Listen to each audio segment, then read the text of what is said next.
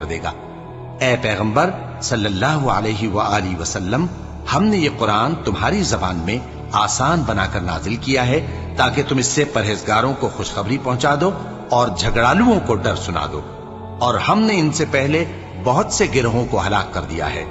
بھلا تم ان میں سے کسی کو دیکھتے ہو یا کہیں ان کی بھنک سنتے ہو؟ شروع اللہ کا نام لے کر جو بڑا مہربان نہایت رحم والا ہے۔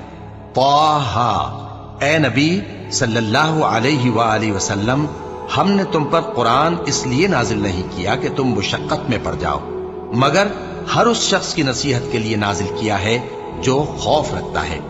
یہ اس ذات کا اتارا ہوا ہے جس نے زمین اور اونچے اونچے آسمان بنائے، یعنی رحمان، جو عرش پر جلوہ افروز ہوا۔